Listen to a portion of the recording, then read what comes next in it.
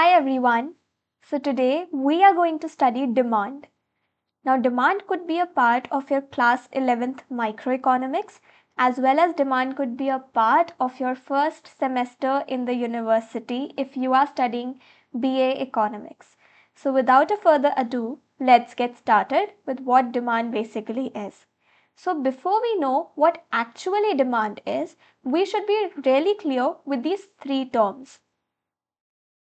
And the three terms are desire, want, and demand. So you might be using these terms interchangeably in the past, but after today, you would know where to use these specific words. If I talk about desire, so desire is a merry wish to have a commodity. For example, the desire of a poor person for a car with just 200 in his pocket. Desire is just a wish to possess something, right? For example, I want a really big house, right? So that is my desire. That is just a merry wish, right? Now, what is a want? That desire which is backed by the ability and willingness to satisfy it. Every desire is not a want, but a desire can become a want if the person is in a position to satisfy it. For example, if the poor person wins a lottery and now has enough money to buy a car, his desire for a car will now be termed as a want. So basically, desire backed by the ability and the willingness to satisfy it. For example, I wanted a house, right? So now I have enough money to buy a large house, right? I'm in a position to satisfy my desire. So that is termed as a want, where you have the ability and where you're willing to satisfy that desire. Now, demand is an extension of want. Additionally, to ability and willingness, it has two more characteristics. Demand is always defined with reference to price.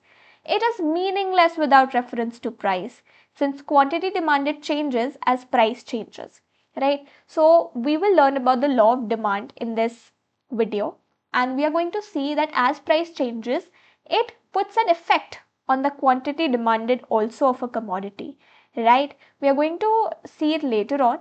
But right now what we have to remember is that demand is always defined with reference to a particular price. Also, demand is always with respect to a period of time. Even at the same price, demand may change depending on the time period under consideration. For example, we talk about umbrellas, right? So when it is summer season, maybe the umbrella is costing around rupees 80, right? And as soon as monsoon arrives, right, it's still 80, but its demand just surges, right? So demand is also with respect to a period of time, and because of this, demand is a flow variable, right? Do you know what are basically flow variables? So actually we have two kinds of variables in economics, right? If we study, we have one stock variable and the second one is the flow variable, right? Now what is basically the stock variable? Stock variable is an economic variable which is measured at a particular point of time, like money supply. So when we measure money supply, it is always with reference to a particular point of time. But when I measure my flow variables, which are measured over a period of time, right? So I could say that demand for a month of a commodity, demand for a particular year, right? So that is why it is known as a flow variable. I hope it's clear till here. Okay, now let us start with the definition of demand. Demand is the quantity of a commodity that a consumer is willing and able to buy at each possible price during a given period of time. So in this definition of demand, we have to remember only four key elements, and those are quantity of the commodity, willingness to buy, price of the commodity, and period of time, right? So these are the four essential elements of demand. I always told you that demand is always with reference to the price and period of time, right, of the commodity, right? So yeah. Now demand may be with respect to an individual or the entire market. So demand could be of two types, individual and market demand. Now if I talk about the individual demand, now what is individual demand? The quantity of a commodity that a consumer is willing and able to buy. So here we are laying stress on a consumer. So here we are just talking about a single consumer. Fine. And here we are talking about, in the market demand, we are talking about all the consumers, right? Because all consumers constitute the market. So individual demand, the quantity of a commodity that a consumer is willing and able to buy at each possible price during a given period of time. And if I talk about market demand, the quantity of a commodity that all consumers are willing and able to buy at each possible price during a given period of time. I hope it's clear till here. Now let us start with the price of the given commodity, right? So these are basically determinants of demand. Let us term them as determinants of demand. Now what is determinants of demand basically refer to? So determinants of demand basically mean that what are the factors which affect the demand for a commodity, right? So first is the price of the given commodity, right? So when we demand something, it is always with reference to a price, right? And this is the most important factor affecting demand for the given commodity. There exists an inverse relationship between price and quantity demanded. As price increases, right, quantity demanded falls. Quantity demanded falls due to decrease in the satisfaction level of the consumers. Now, for example, there was an ice cream, right? It costed around 100. Fine. I was buying only 1 unit of that ice cream, right? Now, suddenly, the price of the ice cream falls to 50. Now, how many units I can buy in that 100 rupees? If 100 was my income, let us suppose 100 was my income, right? And in that, I had to buy an ice cream which was priced at 100, and I could only buy 1 unit. But if the price falls to rupees 50, in those 100, in my income, right, which is 100, I could buy 2 units of ice cream now. Got it? So here, as the price falls, the quantity demanded increases. So we learned that there exists an inverse relationship between price and quantity demanded, right? You could see the example. I've already given an example, so I'm not reading it. As price increases, quantity demanded falls. So we have seen an inverse relationship right here. Now, second determinant is price of related goods. Now, what are basically related goods? What are related goods? So, related goods are the goods in which a change in the price of one good, say X. So, I have two commodities, let us say X and Y, right? Causes a change in the demand for another good, say Y. So, I am changing the price of X. Okay, I'm changing the price of X. For example, I'm raising the price of X. Now, what change would be in the quantity demanded of the commodity Y, right? So, what basically are related goods? That if the price of one good changes, the quantity demanded of the other good would change, right? So, that is why related goods could be of two types. First is the substitute goods and second is the complementary goods. What are substitute goods? Goods which can be used in place of one another for satisfaction of a particular want, like tea and coffee, right? So if I do not have tea, I could go for coffee, right? So here they are substitutes. That is that they could be used in place of one another. If there is an increase in the price of substitute, it leads to an increase in the demand for the commodity.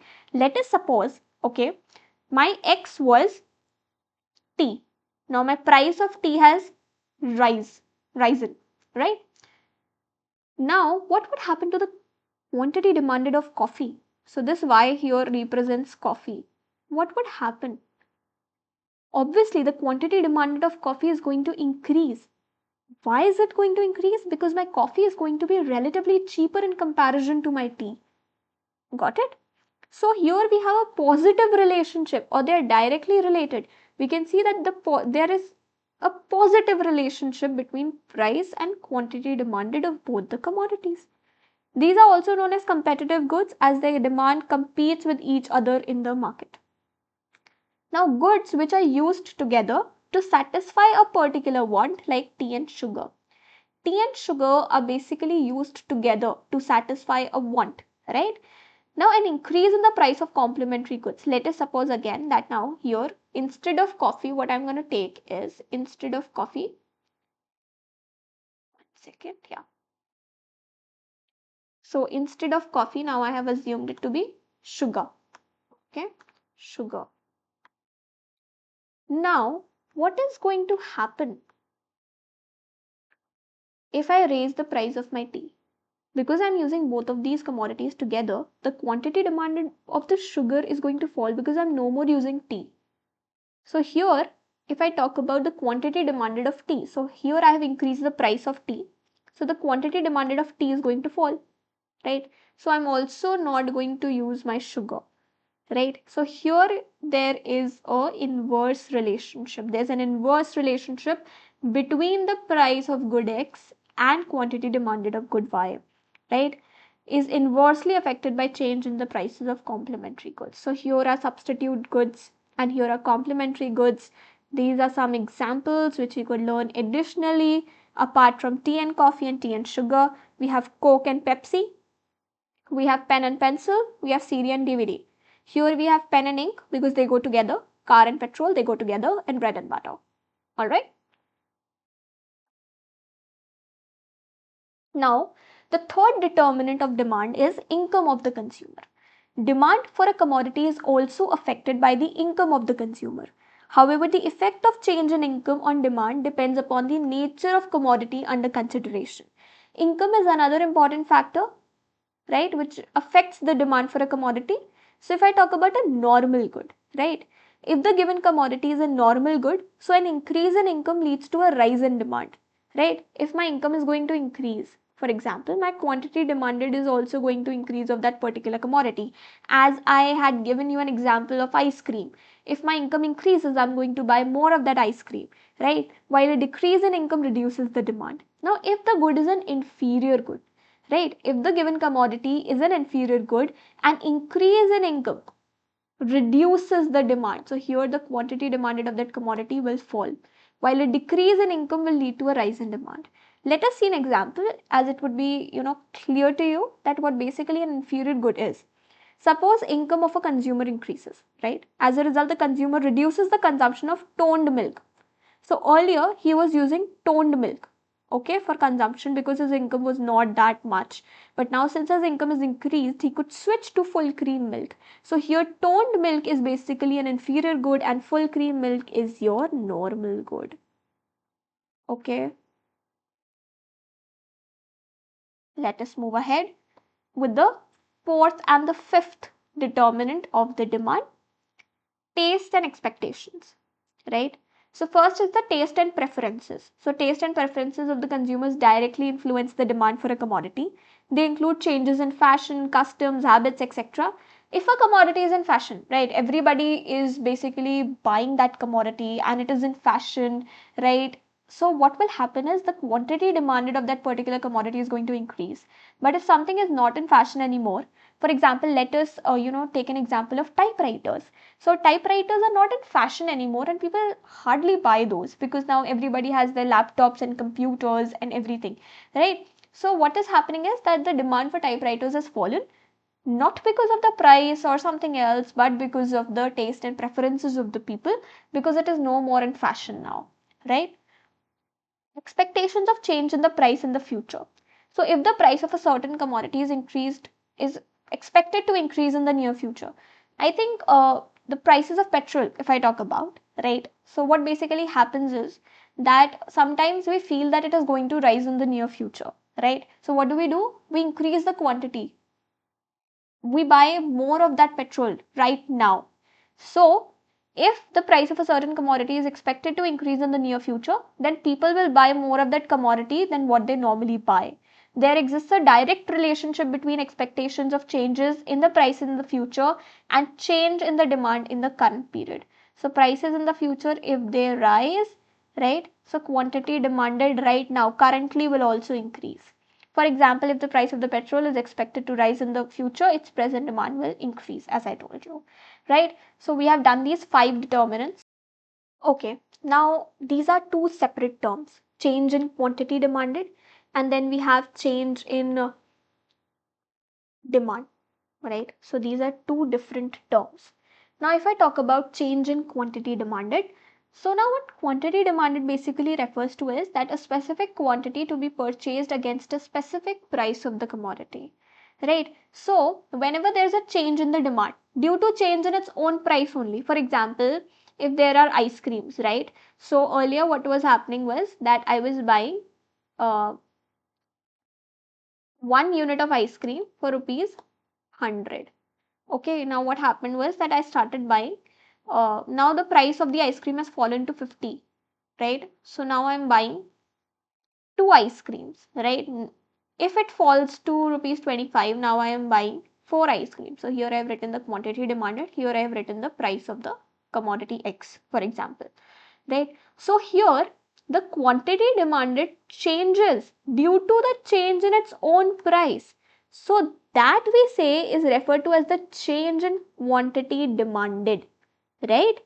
Now, if I talk about change in demand, so whenever demand for the given commodity changes due to factors other than price, it could be changes in the price of the related goods, it could be income of the consumer, it could be taste and preferences of the consumer, it could be expectations of a rise in prices in the future, then such a change in demand is referred to change in demand.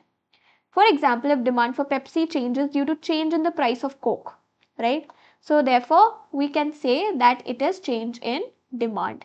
Now here is a little exercise, okay? We are going to identify what is change in quantity demanded or change in demand through these sentences. We are going to read each sentence and we are going to identify if it is change in quantity demanded or change in demand. People buy more ice creams during summer than during winter. So here basically there is summers and winters going on. Is the ice cream changing due to its own price? No. So it is change in demand. So change in demand. Alright?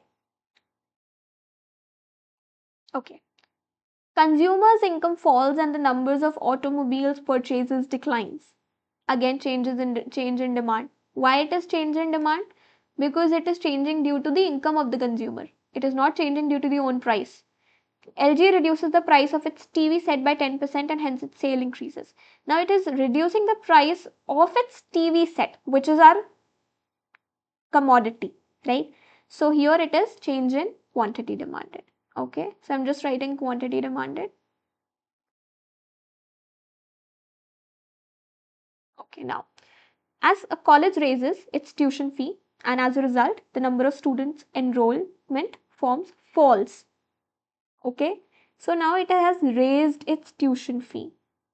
So again it is change in quantity demanded. I hope it is clear to you till here. Let us move ahead. Now we saw that these were determinants of individual demand. Now what about market demand? So market demand is influenced by all the factors affecting individual demand for a commodity. In addition, it is also affected by the following three factors, right? So size and composition of the population. Increase in population raises the market demand. If your population of the country is going to increase, it is going to increase the demand for a particular commodity, right? Composition also is a very essential element for market demand. So composition means what type of population you hold. Are there more males, females, children, old people, right? So example, a market with large proportion of women sees more demand for lipsticks. Okay, that could be a reason. If I talk about season and weather, so seasonal and weather conditions affect the market demand.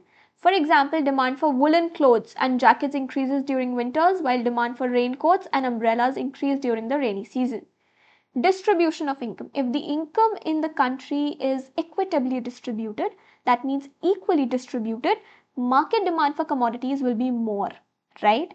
If distribution is uneven, which is people are either very rich or very poor, then market demand remains at a very lower level, right? Because it is said that rich people, they consume less, their propensity to consume is less. We are going to read about it later on, but yeah, you just have to remember that if the income is more equitably distributed, it is going to raise the market demand. But if it is not equitably distributed, rather it is a very uneven distribution of income in the country, then it is going to lower the market demand. So this is the complete list of your determinants of market demand. Fine. So now let us create the demand function by ourselves, right? So we learned, let us denote demand for a particular commodity X to be dx, right? So it is a function of, fine, price of its own commodity, which is P of X, right? I am denoting price of related goods to be P of Y, okay? Income of the consumer to be Y, right? Taste and preferences of the consumers to be T, and future expectation of price to be PF, fine. So this is my individual demand function. Whereas if I want to make my market demand function, it would have additionally 3 more components. So P of X, which is the price of its own commodity, P of Y, Y, T, P of F. Then we have the size and composition. So I can denote it by S, right? Then we have seasonal and weather conditions, right? And then we could write distribution of income as D only, right? dy, take it to be dy, right? So this is our individual demand function, this is our market demand function. I hope it is clear till here. Now we are going to discuss these functions only. Now what basically is a demand function? So demand function shows the relationship between quantity demanded for a particular commodity and the factors influencing it, right? I already told you that if demand can be of two types, individual demand and market demand. So the function also could be of two types, individual demand function and market demand functions. Now if we see the individual demand function, right, so it refers to the functional relationship between individual demand and the factors affecting the individual demand. We have already discussed it, I am not discussing it once again.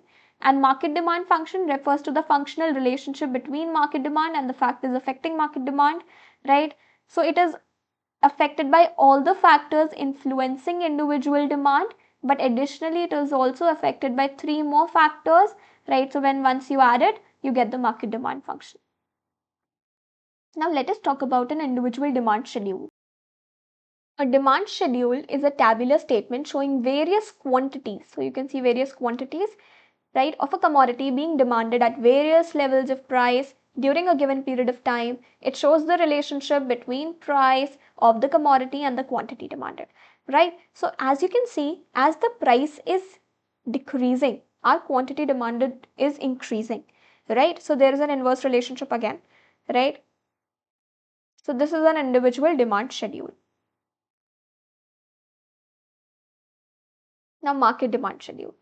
Market demand schedule refers to a tabular statement showing various quantities of a commodity that all the consumers are willing to buy at various levels of price during a given period of time. It is the sum of all individual demand schedules at each and every price. So we represent it by DM, which is the demand or market demand, right, by DA plus DB. Right, here A and B are basically representing the different households till DN, the number of households that you basically have.